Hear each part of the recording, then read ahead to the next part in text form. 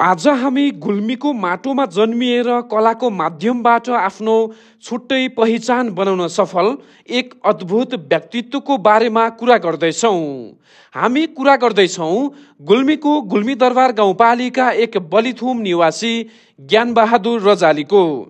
आश्चर्य लाग्न सक्छ, उहाँ अहिले 74 वर्षको हुनुहुन्छ, तर उहाँको जोश, जाँगर र कलाप्रतिको समर्पणले युवाहरूलाई समेत पछि पारेको छ। यो उमेरमा पनि उहाँले आफ्नो हातको जादुलाई निरन्तरता दिइरहनु भएको छ। ज्ञानबहादुर रजालीको मुख्य साधना क्षेत्र हो मूर्तिकला। उहाँले अनगिन्ती मठ मन्दिरहरूको लागि मूर्तिहरू र सुन्दर सजावटका सामग्रीहरू तयार पार्दै आउनु भएको छ।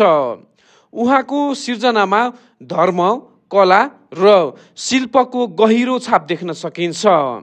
यो काम उहाँका लागि केवल एउटा पेसा मात्र रहेन, उहाँको कलाले उहाँलाई जीवनयापनको बाटो त दियो नै, साथसाथै यस क्षेत्रको मूर्तिकलामा उहाँलाई अत्यन्तै निपुण र लोकप्रिय कलाकारको रूपमा स्थापित गर्यो।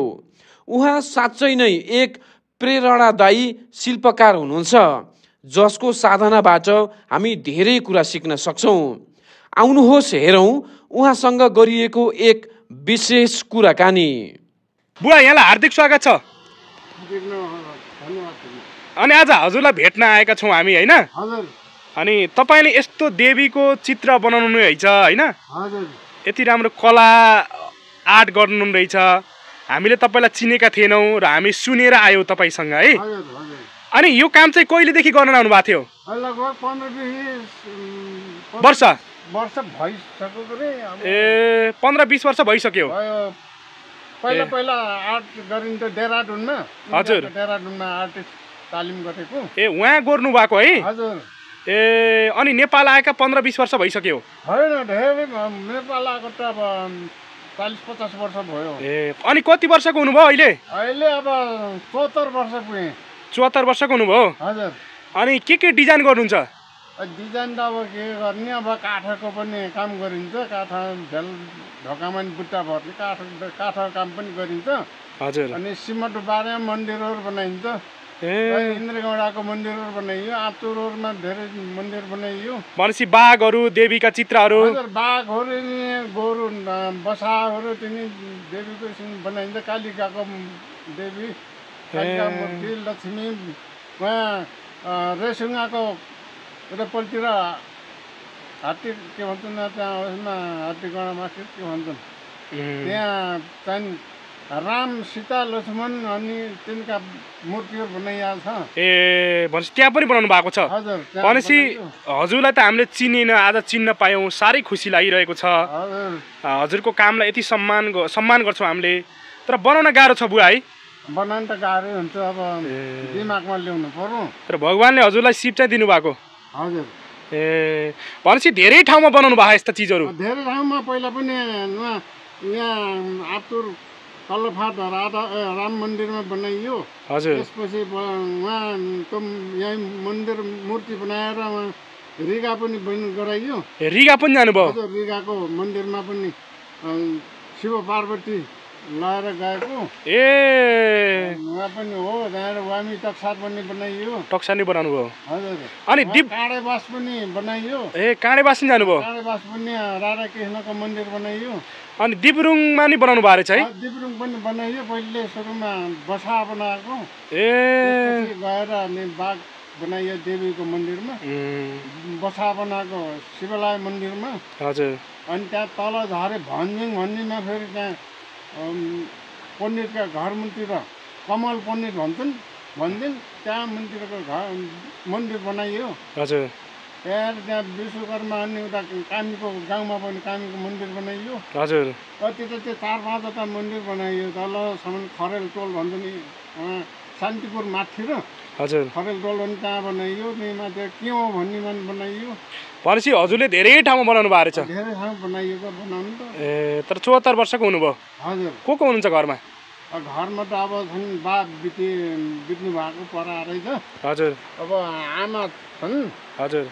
भाइहरू 4 भाइ छौँ हामी। एउटा मधेसमा छ, हजुर 2 भाइ यही छन् मसित 3 भाइ छन् भनौँ हजुरको परिवार छोराछोरी छोराछोरी अब 4 भाइ छोरा हुन् 3 बहिनी छोरी विवाह भइसकेको छ छोरा कान्छो छोराको भएको छैन है अनि जस्तो छोराले होटल गरेछ मध्यमा हजुर अब माइली छोरा पेसा गरेछ कुखुरा पालनको यही फर्म छ हजुर फर्म छ भनेपछि हजुर यता डिजाइनमा बिजी म यही डिजाइनमा यसो छ नि घाँस काट्ने अब बाख्रा 2टा बाख्रा छ त्यसलाई पाल्ने भैँसी छ एउटा हजुर हजुर गर्नु पर्यो र यहाँ आइमे बिमारी भइरहन्छ फेरि यता टाढा जान नपाउने यस्तो किसिमको छ क्या बुहारीहरू छन् बुहारी छन् अब एउटा दुबई गएको छ छोरा बुहारी दुबई लगेको छ जेठो छोरा होटल गरेर होटल उनी लगेछ माइली छोराले फर्मको मासु पसल खोजेछ